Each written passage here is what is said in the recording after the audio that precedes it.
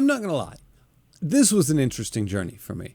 I fully expected to, for the most part, enjoy this, but struggle a bit as I went throughout, just considering that it wasn't exactly written for my age group. Although I didn't expect my experience to be quite as diverse as it was, in the sense that the parts that I enjoyed actually quite a bit more than I expected to, and the parts that I struggled with, I struggled a little bit more than I expected to. Anyway, let's talk about it.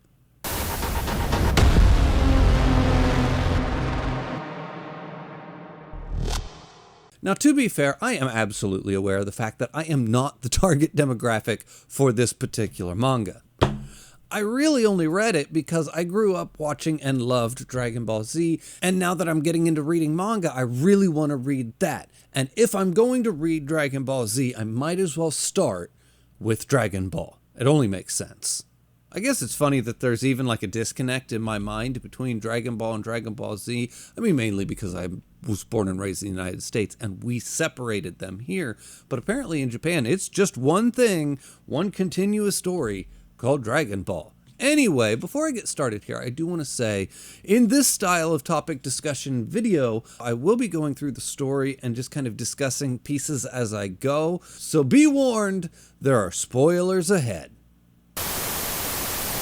The story itself starts with Goku as a child, living all alone by himself after his grandpa dies. And it's at this point when a girl shows up named Bulma. And right off the bat, this manga starts off very strong. You get a real strong sense of style from the old throwback like Chinese fairy tale story vibes that you're going to have mixed together with this weird hodgepodge of like 1950s sci-fi kind of, with all of the different cars and vehicles that they're going to mix and throw in. And then there's dinosaurs thrown in for good measure. It's just this really, really strong sense of style right from page one. And then as far as the comedy is concerned, it is genuinely funny, with my first like very literal laugh out loud moment coming on like page 5 when Bulma runs her car into Goku and immediately jumps out of the car and shoots him in the face. Like, no holds barred, nothing. And then when he's not dead, she's not, oh my God, I'm sorry, you're a kid. It's just, what, you're not dead? Like, it was so unexpected and so hilarious. Because up until this point, I'm thinking, is this going to work for me? And am I going to be too old for this story? And I'm going to say no. So I think so long as you know what you're getting into with this, you will be fine. And you can absolutely have a good time with this. It's extremely silly. Things happen absolutely out of nowhere for literally no reason and with no explanation whatsoever. And it's fine. And that's kind of the point. So I would say as the story starts, it pretty much comes out of the gate swinging and settles into a pretty great story right off the bat. And then right off the rip, we're off to get the Dragon Balls. And surprisingly enough, we find them. And we find them very quickly, like shockingly quickly. You would expect a story called Dragon Ball that is about the collecting of these Dragon Balls. You would think that it would stretch it out, it would drag it out, it would take its time getting there. Maybe going to collect one of these Dragon Balls would be like a big deal. It would like take quite a long time and an effort to maybe say collect one of them. Nope, they just kind of get them and keep getting them, and it's really not a thing at all. And before you know it, we have them all. It's literally like a volume, and they've got all the Dragon Balls. And I don't mean like one of these big 3-in-1s. I mean, no, like a volume. And it's like, what? But now that collecting the Dragon Balls is done and over with in the story called Dragon Ball, what are we going to do from here? Well, enter Krillin and competitive martial arts training at the Turtle Master School, which is less training and more doing really heavy chores. But why in the world are we doing these chores and training to be martial artists? Well, because we're going to enter a tournament, of course. And I've already stated this story started strong. But once we get to the tournament, this is where it really picks up. And it kind of takes off to a whole nother level, at least for me. Because if there is one thing I love in a movie, in a show, in a story, period, it is one good tournament. I don't know what it is. I love them. They are just, everything about them makes my soul happy. And it's ridiculous, especially in this, because like it's even in the setup of the tournament, it will give you like an entire dialogue scene just breaking down the bracket of fighters. Like you would expect, like, you know, maybe a page with the bracket on it, and then they'd move on. No. They're gonna have like a whole announcer who's gonna talk through it, and he's gonna break it down for you. It is absolutely wonderful. And of course, it's going to maintain all of the things that it's been setting up so far with the story and the goofiness and that comedy and all of those different mashed together styles. But now it's going to add a level of like action that it just didn't have before. Yeah, there was some fighting, but not like on this level. Anyway, Master Roshi secretly enters the tournament so he can basically teach his students to stay humble, and he beats Goku. So right off the bat, you don't get the satisfaction of Goku winning the first tournament, although, to be fair, the second Master Roshi entered the tournament, I knew pretty much from there that there was no way they were going to let Goku beat his master right off the rip. To be fair, I would have been more surprised if Goku did win that first tournament than with the big surprise, oh no, Goku lost his first tournament. But anyway, now that that tournament's over and out of the way, it's time to go collect some Dragon Balls again. And now, enter the Red Ribbon Army. And everything slows down. And I don't know if the story actually slows down, but it sure as shit felt like the story slowed down. And I'm honestly willing to bet that's just because I wasn't engaged with this part of the story, like, at all. I don't know why, but I absolutely did not connect with this section of the story. I didn't give a shit about the Red Ribbon Army. I didn't care about any of the characters. I didn't care about any of the conflicts. I didn't care about any of it. And then they're going to introduce some assassin, and they're going to throw Frankenstein in there for some strange reason. And I understand that that's perfectly in line with everything that they have set up so far. That complete goofiness that I've mentioned, that complete randomness that I've mentioned. Things happen for no reason, like I mentioned. But something about it drug for me, and I did not find it funny. I didn't find it engaging. It was a real slog to get through the Red Ribbon Army section, and it's a couple of volumes long. Even like the little mini tournament section at the end of that where the dead grandfather shows up, there's like a mummy, and they're trying to get information. Even that was just okay at best. Although I will say, if there was a high point for this entire section, it was definitely the Karen Tower and the little cat master up at the top. He was great. But after this section, we transition back into another tournament, and now the manga's good again. And now this time, with this tournament, I genuinely did expect Goku to win. He lost the first time to his little master guy. He's been through all the early stuff. He's now been through even more stuff with all these armies. I really did expect him to come in as a much more realized fighter and take the tournament. So when he lost to the three-eyed guy, I was genuinely shocked. And now that that tournament's over, really rushed through that section of the story, we introduce the Demon King Piccolo. And first off, I'm very interested. I remember Piccolo. I do know him.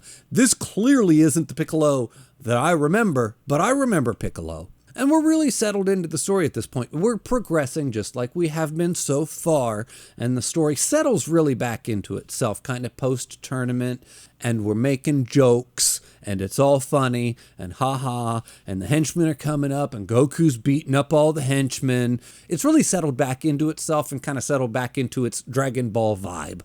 And then Goku has to fight Piccolo for the first time, and I was just like, oh shit. Like, was that? I mean, up until this point, the fights have been kind of tee-hee, ha-ha, fun and energetic and funny and, you know, tournaments, and maybe there weren't real stakes involved, but this was real. Like, I was literally scared for Goku's life at a certain point in that. I was just like, what is even happening? And yes, I understand. We have established thus far in this manga that life and death are not exactly that precious in this. Death isn't even necessarily permanent in this, but it doesn't change the fact that there are parts of that fight that were just brutal. Like, there's just literally no way that Goku could possibly win this. And he doesn't. And to be fair, this has essentially become a manga so far of basically Goku losing fights. Like, all major fights he has lost. But this one really felt bad. Like, really felt like he lost something for real. Not just a match in a tournament. But it's okay, because this leads us back to Karen Tower, where we get a magic potion of strength, and a real magic potion of strength this time. Not like a, oh, but the climb made you strong magic potion of strength. The strength comes from the climb and the training, which actually feels kind of like a cop-out compared to everything else that we've gotten so far, because so far it's always been strength comes from training, strength comes from discipline, strength comes from the journey, you know, so actually drinking a potion to make you stronger feels a little bit like a Deus Ex Machina, I guess is what I'm trying to say here, but it doesn't matter. And no one cares, because the rematch between Goku and Piccolo is so utterly satisfying, you can't even complain. I mean, you're not even allowed. No complaining. I mean, to be fair, what do you even say about the rematch between him and Piccolo? Goku, like I said, has lost every major battle he has fought in this entire manga so far. And he's losing this one, all the way to the point where he loses the use of every single one of his limbs, to the point where he has one good arm left. And he puts literally everything that he has into himself and into that one arm to make one last ditch effort of an attack, and just punches a hole straight through the center of Piccolo. And it is just wonderful. It is the most satisfying thing to see. I enjoyed it very much. And at this point, this whole Piccolo section has felt like a real shift in the story. From a genuinely fun and entertaining story to a genuinely fun and entertaining story, but now it has real stakes. Also, if you consider that this is the section where we lost the dragon. So anyway, at this point in the story, what do you even do with a story like this after you just got done with that kind of a confrontation between Goku and Piccolo? Well, you go and you train for the next tournament, of course, but this time we're going to train with God, and maybe we'll get the dragon back while we're at it. Actually, we kind of go to God to get the dragon back in the first place, but that doesn't change the fact that it's tournament time, baby, and we got to get ready. And this just felt good. It felt good to show up again back at another tournament. That thing that we've gotten so used to doing and that we like so much, or at least I like so much in this story. And now all of our fighters are just a little bit older and a little bit stronger and just a little bit better than ever. And of course, the return of Piccolo. And Piccolo's going to fight in the tournament this time. And yes, he's still like extremely powerful, but now that everybody else is kind of aged up and leveled up a bit, he doesn't feel so overpowered. He kind of just feels like another fighter in the tournament now. And as far as endings go, and I know that this isn't really the end of the manga, because technically this is the same manga as Dragon Ball Z back there. If anything, it's really like the end of the first arc of Dragon Ball. But either way, as endings go, this ending was really good. It was fun. It was satisfying. Like I said, it was just really nice to see all of the characters that we've kind of gotten to know come back older and stronger and better. And then we come back to the tournament format, which was one of my favorite sections, and you kind of keep coming back to it. It feels a little bit like home base. It just feels like home in general, and it's just a satisfying, comforting format for the manga. It was my favorite sections of the manga. It just felt good to come back to for the ending. But this time it's a little bit bigger and a little bit better. It's kind of standing a little bit taller, standing essentially on the foundations that was built by the previous sections of the manga. And it was just good, really good stuff. I enjoyed it quite a bit. So as far as the manga of Dragon Ball is concerned, I would say it's a solid, good time with a real kind of major dip in the middle, hard dip, for a longer period of time than I would like it to have had. But then it comes out in the end being stronger than I actually genuinely expected it to, with some of those high points being genuinely higher than I expected them to be. So I would say I'd give this a solid 7.5. Anyway, everybody, as always, the link for my Patreon's in the description below. The link for my Discord's in the description below. Thank you for watching, and I'll see you next time.